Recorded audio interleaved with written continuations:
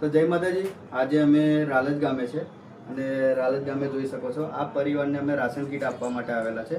પણ અહીંયા આવીને અમને ખબર પડી કે એમના 3 દીકરા છે, એમાંથી આ 2 નાના દીકરા તમે જોઈ રહ્યા છો એ સ્કૂલમાં જાય છે પણ પરિસ્થિતિ એવી છે કે ના તો એ ઠેલો નવો લાવી શકે છે કે ના તો સ્કૂલની ફી ભરી શકે છે। તો આજે તમે જોઈ શકો છો આ એમનું સ્કૂલ બેગ છે।